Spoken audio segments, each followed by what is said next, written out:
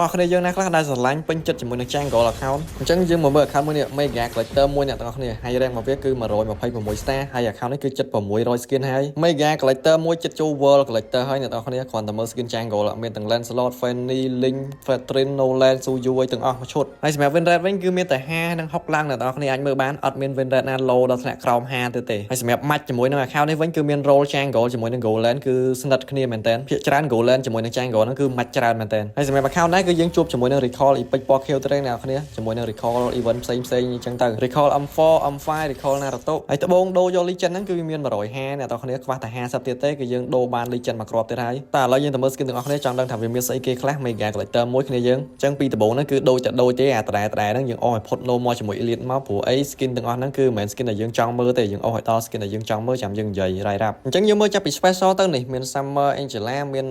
Christmas Cloud មាន MPL Kadita MPL 11ហើយ skin Saber full sport គ្នាយើងហើយ Epic Nana Galaxy នេះក៏ full sport ដែរ Karina Sodek Epic Silong Freya skin Stanchu skin Champion Ista skin Vexana Epic Limited ហើយ skin Venon នេះអត់ full sport ទេ skin Valor នេះក៏អត់ full sport ដែរនេះ skin Luna Changer Leomon Epic ចេញថ្មីក៏មានដែរ skin Link Umwal Brody skin Stan skin Chu Champion Valentine របស់ Fanny ជាមួយ Cloud ហើយ Libon មាន4គ្រាប់អញ្ចឹងយើងអស់មកដល់ skin ធំហ្នឹងគឺមាន KF Maku នេះមាន Gonavia ជាមួយ Dairot Legend Alucard អាកៃកុងហ្វូហើយយើងអស់ឲ្យផុតពួក skin Starlight ធម្មតានេះមកយើងឃើញនេះ Lucky Box Fanny Aspirant Laila Lucky Box Haya ជាមួយនឹង Star Gold នេះជាប់គ្នាមកគូហ្មងហើយ skin Starlight God ខែហ្នឹងដាក់ហើយ Star Gold របស់ Kakura Lucky Box Alpha Jason Collector Aspirant Robby ជាមួយ Lucky Box Johnson ហើយនឹង Lucky Box អាកៅSodek Hilda ជាមួយនឹង Lucky Box Roger M3 ហើយយើងអស់មកក្រោមទៀតយើងឃើញ Ducati Eratel Starver របស់អាឈាមខ្មៅហើយនឹង Lancelot អ្នកនរគ្នាហើយ skin Sodek ផ្សេងអញ្ចឹងទៅអ្នកនរគ្នាអាចមើលក្នុងវីដេអូបាន Leslie Legend Gusen Legend Gusen KS Gusen Collector Aspirant របស់ Angela Sodek Mastiff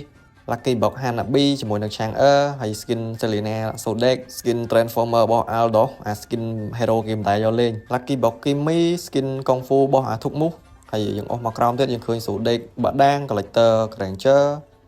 Legend Granger Collector Link Star Link Kung Fu ចិត្តគ្នាទាំង3គ្រាប់អ្នកនរគ្នា